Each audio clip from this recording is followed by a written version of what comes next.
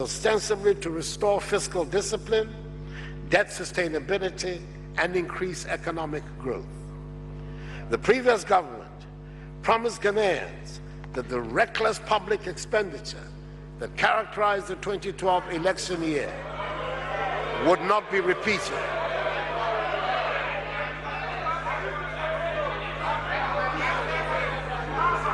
That characterized the 2012 election year would not be repeated in 2016. Mr. Speaker, the promises to the Ghanaian people were, however, not kept. In fact, virtually all the targets under the IMF program as of December 2016 have been missed. Fiscal indiscipline once again reared its head in the 2016 election year. Total projected expenditure for 2016 was 443.9 billion cedis. That is 26% of GDP. But actual expenditure amounted to 50.3 billion Ghana cedis, 30.2% of GDP. The four facts of the situation have not been put before the Ghanaian people. It appears from what we are finding out that some 7 billion cedis of arrears and outstanding payments circumvented the very public financial management system that was put in place to prevent such occurrence. Mr. Speaker, I may have to repeat that last sentence.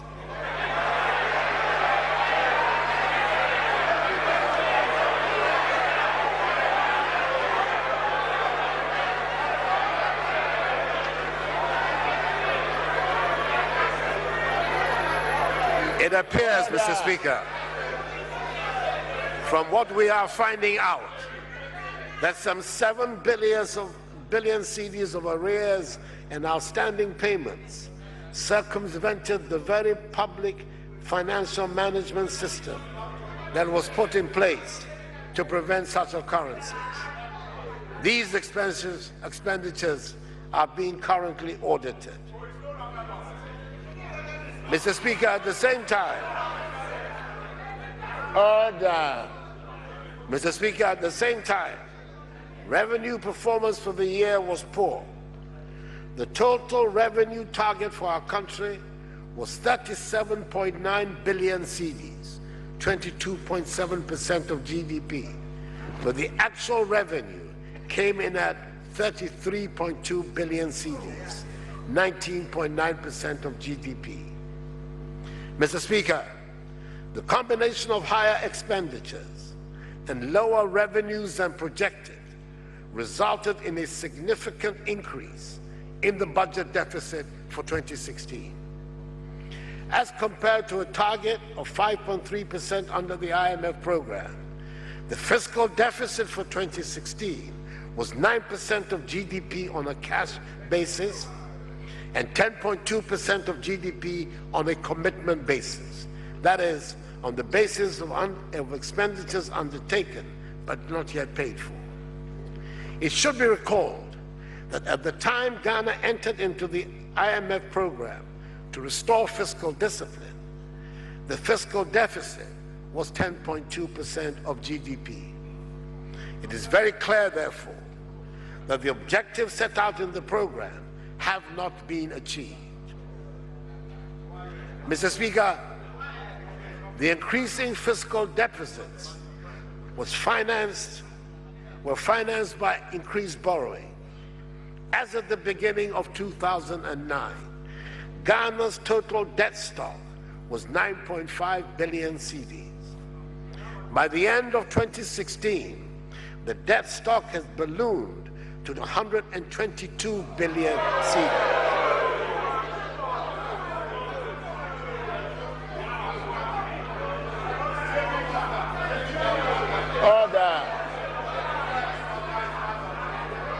Ghana's debt stock. Ghana's debt stock now stands at 74% of GDP after all the previous denials to the contrary. More debt was accumulated by the previous government in the last 8 years than all other governments put together since independence. Order, order. Mr. Speaker, whatever be the case, I'll have my say. I'll have my say. I'll have my say.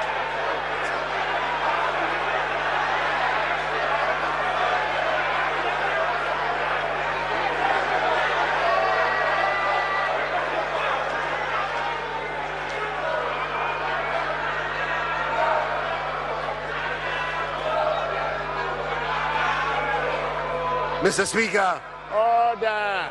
Honorable Mr. Speaker, more debt was accumulated by the previous government in the last 8 years than all other governments put together since independence. In fact, 92% of Ghana's total debt stock was incurred in the last 8 years under the previous government. The interest costs on this debt have also increased and will amount to an estimated 14.1 billion cedis in 2017. Mr. Speaker, the reality of the state of Ghana's public finances today are quite stark. Today, as a result of policy choices, we find ourselves in a situation where Ghana's total revenue is consumed by three main budgetary lines: wages and salaries, interest payments and amortization, and statutory payments. These three items alone account for 99.6% of government revenue. This means that anything else that government has to do outside of these lines will have to be financed by borrowing or aid.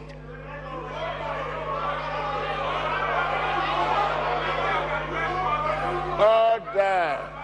After 8 years of the previous government, there's practically no fiscal space left. The persistent resort to borrowing for any additional expenditures to meet the aspirations of our people is also not sustainable. We cannot continue this way with our public finances. And I will not allow this economy to collapse under my watch.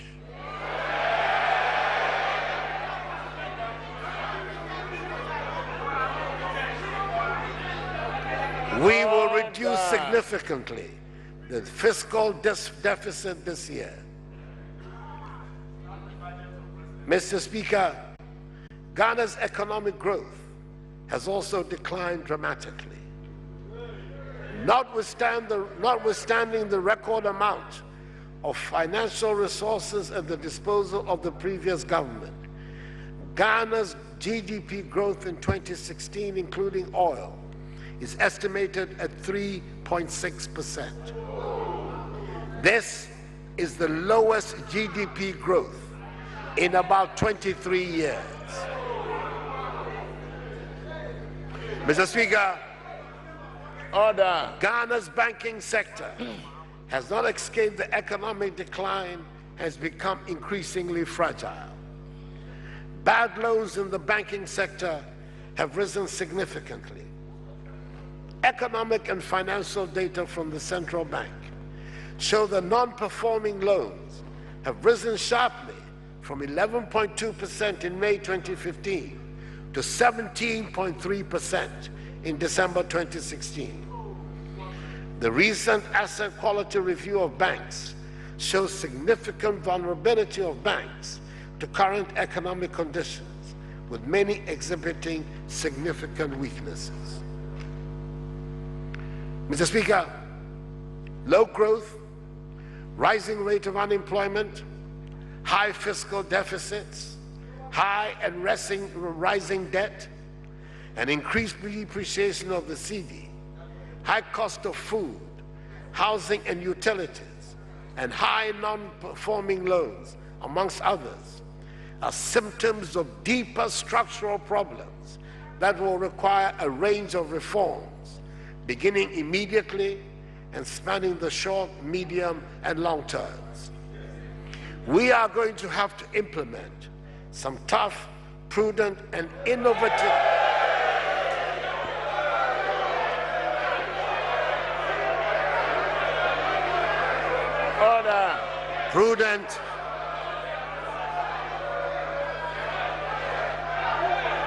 prudent and innovative policies.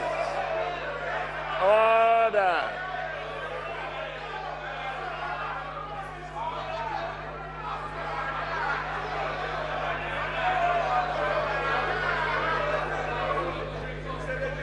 Order.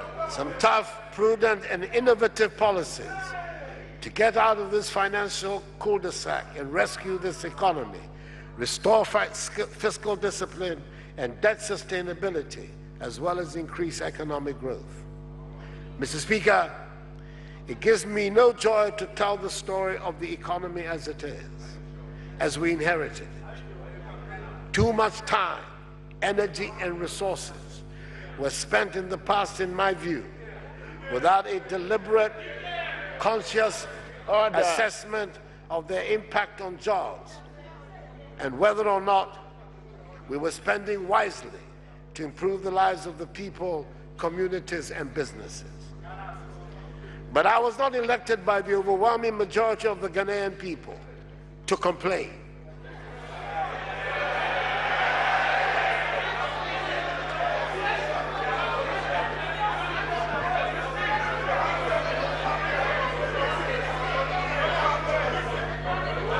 I was elected to get things done.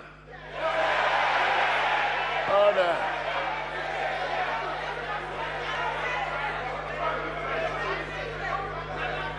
I was elected to fix what is broken. I was elected to fix what is broken.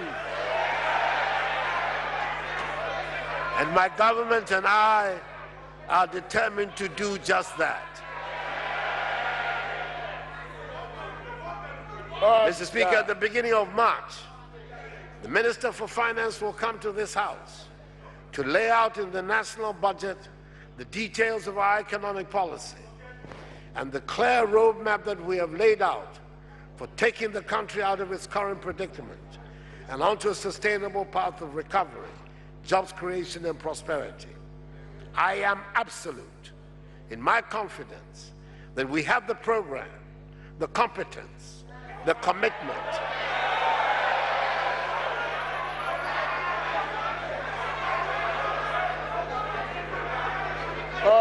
and the goodwill of the people, to turn things around. By the grace of God, we will succeed. And I believe this House knows it too. Mr. Speaker, in the immediate term, targeted legislative policy and institutional reforms will have to be undertaken to unleash the suppressed potential of the economy and allow Ghanaian entrepreneurship to rise and thrive domestically and internationally.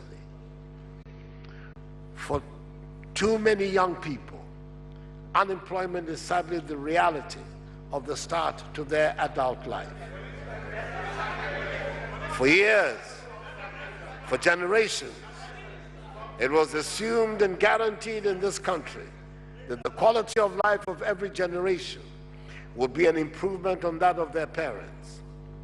We are now faced with the phenomenon of parents looking on in frustration as their grown-up children remain at home without the means to strike an independent life by themselves. This generation of Ghanaians dares not be the one to reverse this natural trend. We must create the atmosphere that generates jobs. We must boost the confidence of the private sector to invest in the economy. We must have the courage to start building our future and take the hard decisions that need to be taken to grow our economy. We have no choice but to reduce the budget deficit and cut waste in all sectors of public life. We must complete the formalization of the economy. Order. The process for a comprehensive national identification system and a property titling system will be completed this year.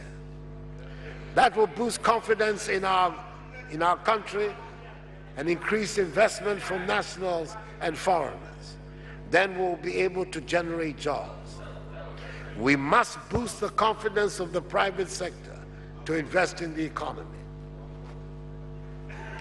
Mr. Speaker, I believe the starting point in turning around our fortunes must be with agriculture. Unfortunately, the state of agriculture in our country right now is not good.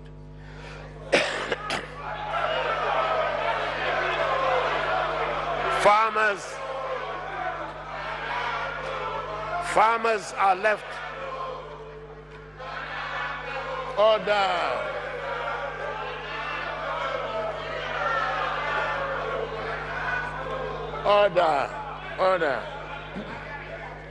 Farmers are left on their own. It is not surprising, therefore, that food prices are high and we're having to import almost everything we eat, including vegetables from our Sahelian neighbors. And yet, agriculture provides the best opportunity to use modern methods to change the lives of many within the shortest possible time. We have to irrigate our lands and equip farmers with the skills needed to make farming a well-paying business. We aim to popularize farming by encouraging many people to take it up as a full or part-time activity. A national campaign, Planting for Food and Jobs, will be launched to stimulate this activity. An amount of 125 million Canadian dollars has been secured from Canada, a friend of our nation, to support the initiative.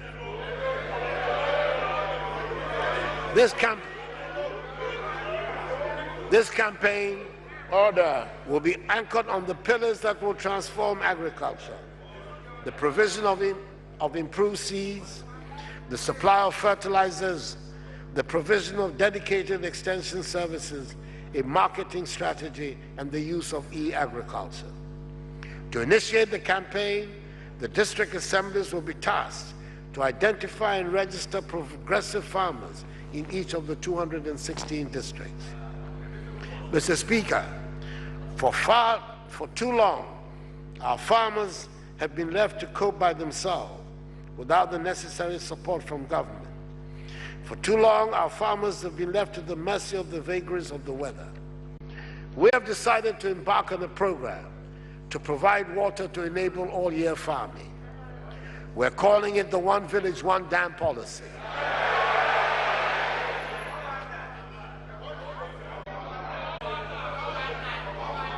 It is a program that I expect will rapidly get the support of the population and should help to transform food insecurity in our country. The three northern regions in particular will benefit from the availability of water to enable all-year farming, so that the enforced yearly migration can be minimized and food production become more predictable. I look forward to an increase in public investment in agriculture, starting from the first budget of my government.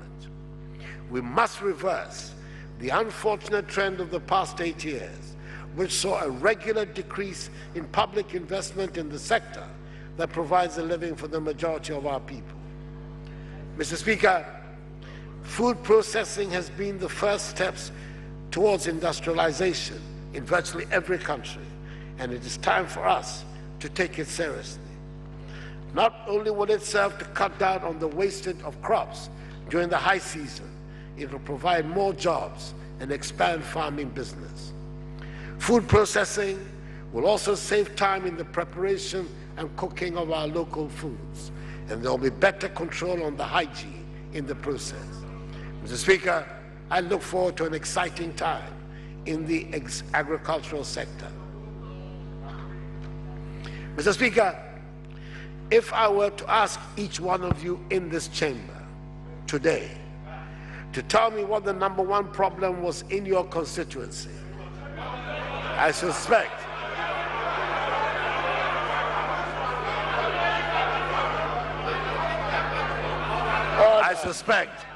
there would be one uniform answer: jobs.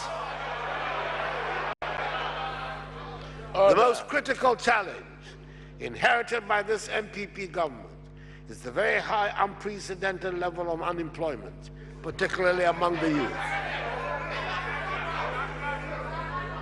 It is a debilitating and confidence-sapping problem that affects every home. We can argue on what the official rate of unemployment is, but we can all see the desperation of our young people. They want to work, but there are no jobs, and some of them are being driven to unacceptable behavior. We have a veritable time bomb on our hands. To address this challenge, the government is embarking on one of the most comprehensive programs for industrial transformation ever to be introduced in our country. The key elements of this program are restoration and maintenance of a stable macroeconomy, monetary and fiscal measures which will lead to a reduction in interest rates and a reduction in the tax burden on enterprises, provision of reliable, affordable power to enterprises and homes, setting up of a stimulus package to support existing Ghanaian industries and improve their competitiveness, implementation of the initiative through public-private partnerships to establish at least one industrial enterprise in each of the 216 districts in the one district, one factory policy. Development of strategic anchor initiatives as new pillars of growth for the Ghanaian economy, including the establishment of petrochemical industries, an iron and steel industry, an integrated aluminum industry, the expansion of the domestic production of pharmaceuticals, the establishment of a vehicle assembly and automatic industry, the production of industrial salt, the establishment of garment and textile enterprises, and the manufacture of machinery, equipment, and component parts.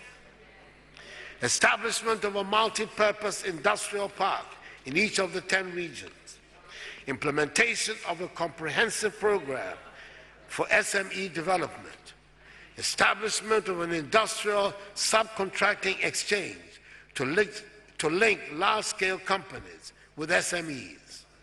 Implementation of an aggressive program for export development, targeting primarily regional and continental markets.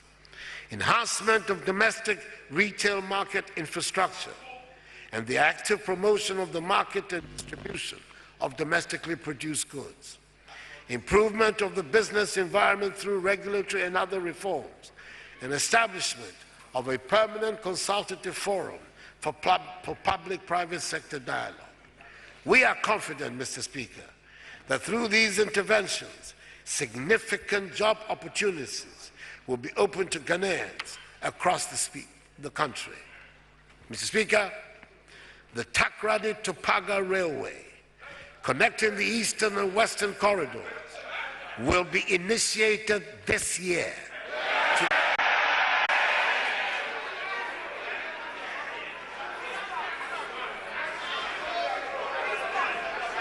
To open up our country and provide access to our landlocked neighbors. It will also provide a lot of jobs.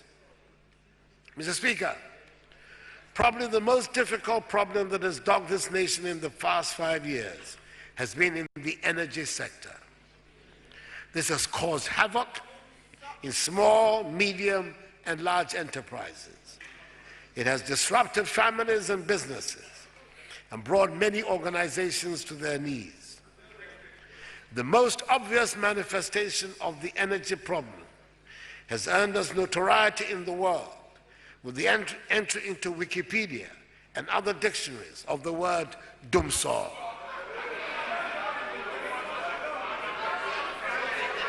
It is a phenomenon that has blighted our lives, destroyed appliances, and collapsed many companies. The attempts by the previous government to resolve the crisis have led to a gargantuan debt overhang in the sector. We have inherited a heavily indebted energy sector.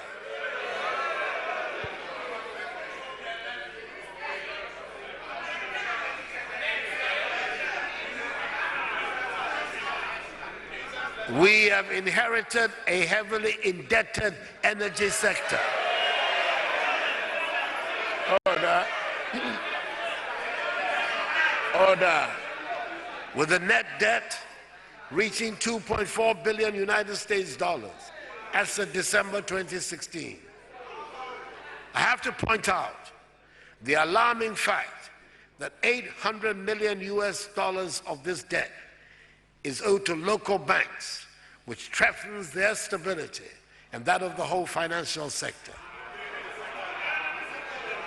Indeed, the huge indebtedness of the energy sector constitutes the single major hurdle to Ghanaians enjoying reliable and affordable electricity supply. Mr. Speaker, there has been some improvement in the power supply since November last year, but the challenges facing Ghana's power sector are far from over. The key problem is cost. We produce power from Akosombo at 3 US cents per kilowatt hour. The marginal price for businesses is an effective 42 cents, more than 10 times the average tariff in West Africa. This makes it very difficult to start or run a business here and be competitive. The cost of energy destroys businesses large and small. It is the bane of the vulcanizer, the tailor, the dressmaker and the hairdresser, the carpenter and the wayside fitting mechanic. It destroys jobs. It compounds poverty. The current state of the energy situation in our country is unsatisfactory. The problems are enormous, but Mr. Speaker, we must and we will confront them. I am proposing a number of policy interventions. We will improve on transparency in tariff setting and introduce a new tariff policy that will reclassify consumer categories in order to protect lifeline and strategic industrial consumers.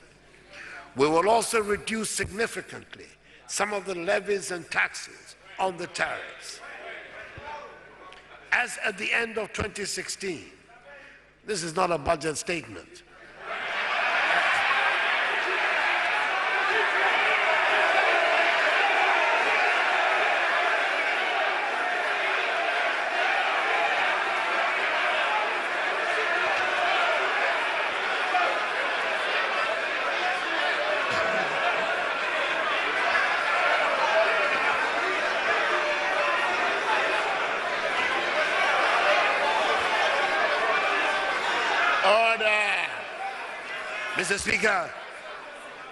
Mr. Speaker, as of the end of 2016, the Electricity Company of Ghana, ECG, had signed 43 power purchase agreements, whilst a further 23 were under discussion. Government is conducting a review of all the power agreements entered into by the previous government in order to prioritize, renegotiate, defer or cancel outright if necessary in the national interest. Overall, we began to develop a national electricity master plan, which will also explore the benefits of listing VRA and GRIDCO on the stock exchange. Mr. Speaker, order. Mr. Speaker, Order. My government will enforce the procurement law. My government will enforce the procurement law. We will insist on open and competitive bidding for power capacity procurement.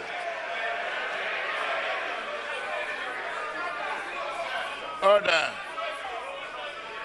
This will not only reduce the cost of power projects and ensure value for money, but will also address the problem of unplanned procurement. Government will encourage increased private sector investment in utility-scale solar and wind energy projects, as well as accelerate the development of mini-grid solutions in off-grid and island communities for lighting, irrigation, and other economic activities.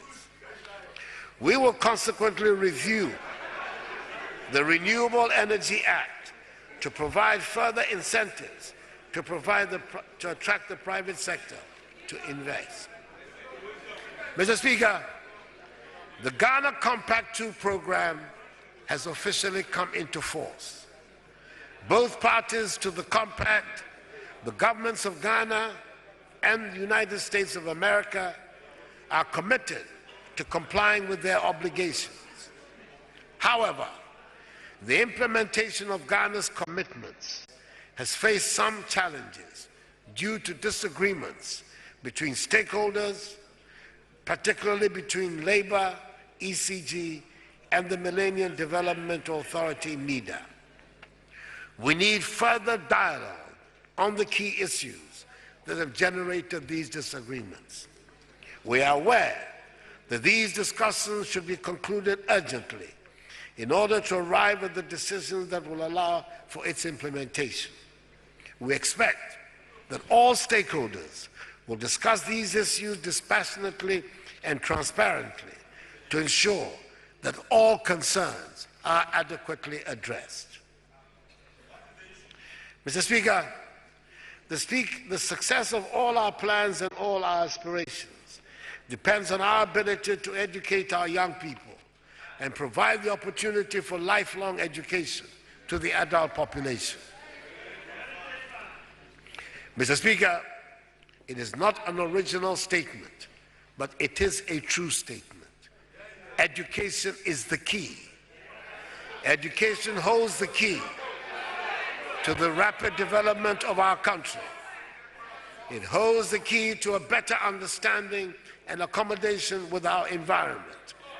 It equips us with the skills required to deal with the world. Education holds the key to the prosperous and happy Ghana we all want and deserve. Luckily, there's consensus amongst us on the need to provide quality education to all of Ghana's children.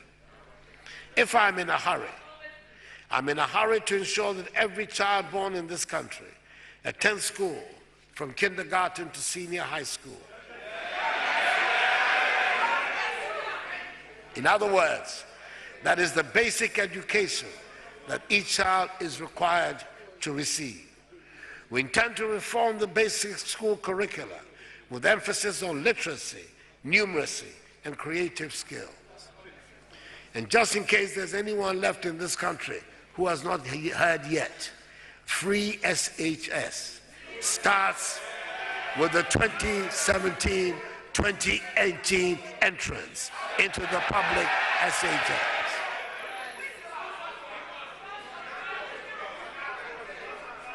We shall embark upon a vigorous expansion and re-equipping of technical, vocational, and agricultural schools, and line all TVAET under the Ministry of Education to ensure standardization. The teaching of mathematics and science will take pride of place in all schools as we aim to make understanding of the scientific basis of life a central plank in our schools. We will thus make the use of ICT a central feature of our national life. Mr. Speaker, Order. my government shall place teachers at the center of quality education and encourage professionalism amongst them. There will have to be some legislative reforms to ease some of the bottlenecks at the district level of supervision. By the way, teacher trainee allowances will be restored.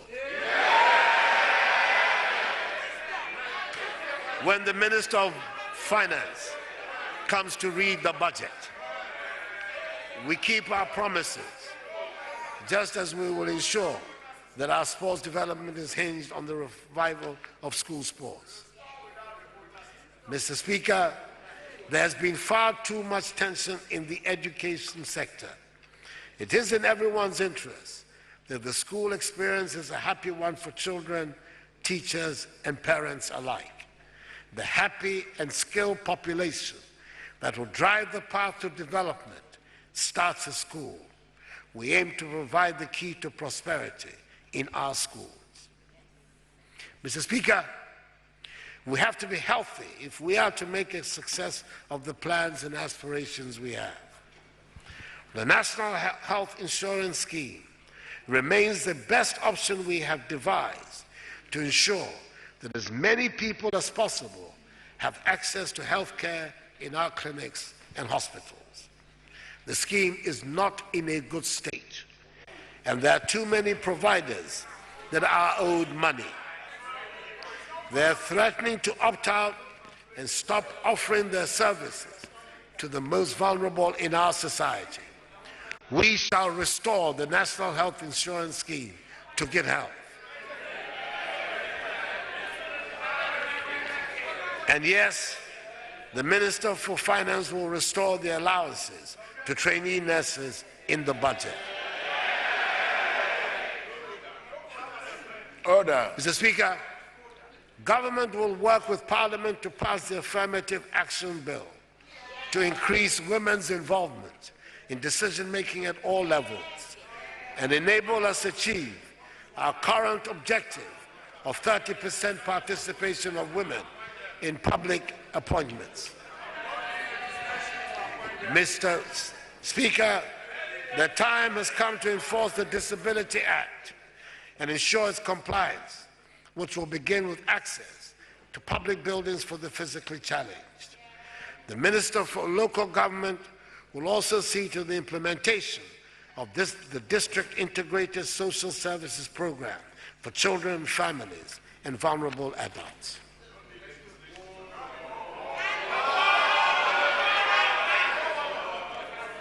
Mr. Speaker, our people can only prosper and flourish in an atmosphere of peace and security. Safeguarding the sovereignty and territorial integrity of the nation is critical for our progress. We will improve the state of combat readiness of our armed forces by improving the logistical infrastructure and improve the welfare of servicemen and women and also of veterans. Our armed forces remain one of the best organized and most professional in Africa. Mr. Speaker, I bring you greetings from the Gambia, where I was a guest last weekend at the inauguration ceremony of President Addo Barrow. Order. Order. Order. Ghana should always take its membership of ECOWAS seriously, as its viability advances our national interest. One of the first issues that came to my attention as soon as I assumed office was the request from ECOWAS to send a military contingent from Ghana as part of the ECOWAS mission in the Gambia, ECOMIG, to help to resolve the post-electoral impasse in that country. Senegal was to provide 3,150 troops, Nigeria 509, and Ghana 210 troops. I assented to the request as it involved large issues of regional stability and the preservation of democracy and rule of law in a member state. Ghana sent 208 troops. The mission succeeded in creating the necessary environment for the rule of law to be maintained and for the rightful transfer of authority to the newly elected president. I saw with my own eyes how popular that event has been in the Gambia and how popular is the ECOWAS mission. Currently, ECOWAS has now put forward a new mandate which involves reducing the force to one of 500 soldiers intended to be a stabilization force. As from yesterday, 20th February, Senegal will provide 250, Nigeria 200, and Ghana 50 troops in the force. Presently, Mr. Speaker, about 3,000 Ghanaian soldiers are involved in peacekeeping operations around the globe. We need to do more to keep their morale high and empower them. We have decided that they should be paid their allowances at post and not on their return. I'm glad to say that this new regime of payment has been applied to the case of the Gambian deployment. Mr. Speaker, it gives me great pleasure to be able to inform the House that the outstanding arrears of $13 million for all peacekeeping personnel have been cleared by my government. And the contingents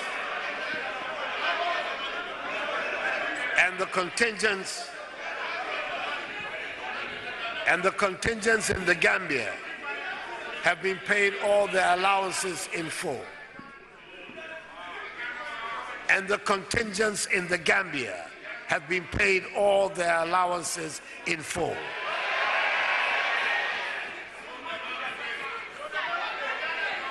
I have asked the Minister for Defense to come shortly before Parliament and make a statement on the Gambian deployment. There are serious difficulties facing our armed forces that are not unlike those facing other parts of our public sector.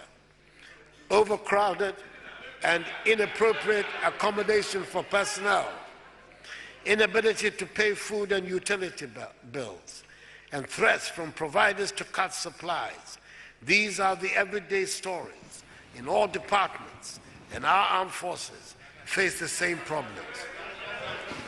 It is a regrettable state of affairs that will not continue under my administration. Mr. Speaker, the police are the first line of security and protection for citizens. We must have an efficient police service that has the confidence and support of the people. I am determined to give whatever support is required from government to ensure that we have the service that the people of Ghana deserve. We must get a more professional police service where recruitment and training practices are of acceptable international standards. We shall continue recruitment into the police service with the aim of meeting the UN ratio of 1 police officer to 500 civilians and also ensuring gender equity. All of us, Mr. Speaker, are agreed on the Ghana we want, a prosperous, united, and peaceful country. Some countries have made progress in the economic field and achieved some of the results we desire. I have listened with incredulity as some amongst us have advocated the harsh methods that appear to have helped some countries achieve rapid progress. Some amongst us seem to be flirting with the concept of authoritarianism and romanticizing it as an acceptable price to pay to achieve rapid development. Mr. Speaker, I have an unshakable and undying belief in freedom and the democratic process, and in their capacity to inspire rapid development. Development and freedom should remain our moral anchor. That is the Ghanaian way, and that is the Akufo-Addo way.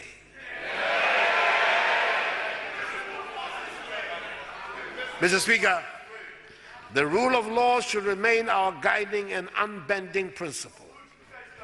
Those of us in public service should acknowledge that corruption is one of the biggest concerns to the people of Ghana. It is the one subject on which a surprising number of people are willing to tolerate a waiver of due process. This is because, unfortunately, public officials are in danger of losing the confidence of the people in the fight against corruption. There is a perception that all public officials are part of a great scam to defraud the public and that they protect each other. It is in everybody's interest that the fight against corruption is transparent and has the support of the public. Mr. Speaker, the Office of the Special Prosecutor has been shown to work in other places, and I shall be bringing legislation before the House for its rapid establishment. I am satisfied that the office will be established in a manner consistent with the Constitution. In like manner, I shall propose for legislation amendments to the current asset declaration regime to make it more effective. Mr. Speaker, the people of Ghana have voted for change. All the various arms of government should recognize this strong desire on the part of the people for change. We continue along the path of business as usual at our own risk. Mr. Speaker, my personal belief in and adherence to the concept of the separation of powers is well known, and I do not intend to interfere in any way in the affairs of Parliament or the judiciary. But I'll be failing in my duty if I fail to say what needs to be said. Mr. Speaker, all three arms of government, the executive, the judiciary, and the legislature, need to take cognizance of the clear desire of the people of Ghana for change. All three branches must change the way we do things. I ask this honorable House to take a candid look at itself and consider changing the way it conducts its business, if needs be. Mr. Speaker, there are some areas of our lives in which we can all demonstrate the change for which the people of Ghana have voted. Punctuality, sanitation, and the care of the environment. Over the years, it has become acceptable practice that official functions invariably start and close late. We invite people to functions for 9 a.m. and start at 10 a.m. I've heard some offer the preposterous excuse that there is something cultural about not paying attention to time. Mr. Speaker, let us all show that we acknowledge the change has indeed come by being punctual to functions, and I intend to set a personal example. The other area of our lives which we can and should start making a change is the care of the environment. We are in danger of destroying our blessed country. Ours is a beautiful country. If we claim to love our country, we must take care of the lands, the trees, the water bodies, and the animals. They are all part of what makes Ghana. The change we have voted for demands that we adopt better and sustainable sanitation habits and learn to protect and preserve our environment. Mr. Speaker, there's one subject on my mind that I wish to put before the House for consideration. I believe in this 60th year of our nation that the time is ripe for us to establish consensus on some national issues. It is important for us to have a conversation on how we name things that are of national importance to us all. I speak of the seat of the presidency and Founders' Day. In my view, it is not right that 60 years after independence, these matters are still at large. It does not inure to the dignity of the Ghanaian Republic that such matters have become subject to political football. I believe we have to settle these matters once and for all. And in due course, I propose we have a national conversation and dialogue to this effect, which hopefully will end in legislation that will reflect the national consensus. Mr. Speaker, in a few days' time, we shall mark the 60th anniversary of the independence of our nation. Ebenezer, thus far has the Lord brought us. Mr. Speaker, we all know where we want Ghana to be, and we are aware that we are not where we want to be or ought to be. We also know the big dreams of our forefathers to build a self-reliant and self-sustaining nation that will take pride of place amongst the community of nations. This anniversary provides us with the opportunity to reflect on our past and plan for the future. This is the Ghana we see, a new Ghana. We will put in place policies that will deliver sustainable growth and cut out corruption.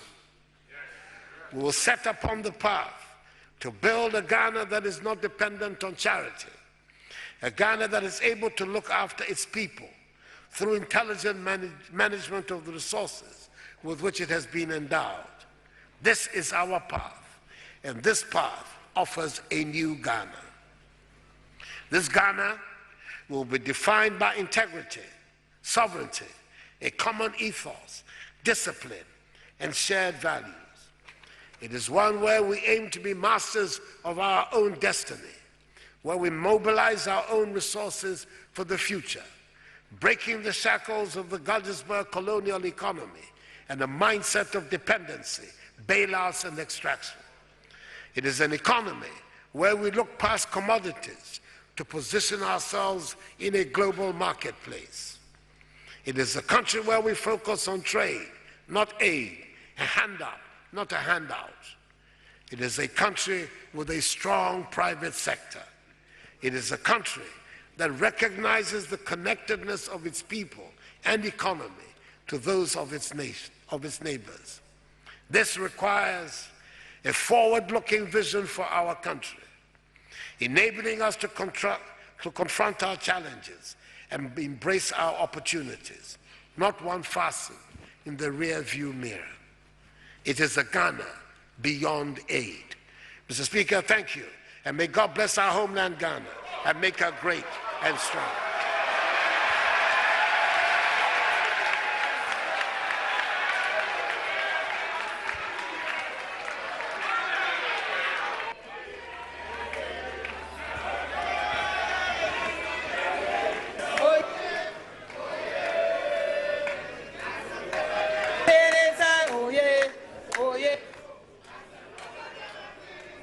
He was talking about one district, one factory. My district has 2 factories. We'll be glad to have a 3rd one. We have the fish processing plant in Elmina, and we also have Commander Sugar Factory. We need a fruit juice factory. We'll be very glad for the president to acquiesce to it and then provide us with that. Very much so. I think whatever he's talking about, if it will help my constituency, welcome to it. But I cannot let this thing go without reminding President Nana Akufo-Addo something. In 2009, my brother was a president, and he came and had his Nation of the State of the Nation address, and he talked about the economy that he had taken over, which wasn't good. Then the candidate, Nana Dankwa Akufo-Addo, asked Professor Mills just to be quiet and fix the economy. Now he's complaining. Whatever goes around comes around. Your Excellency, President Nana Akufo-Addo, please.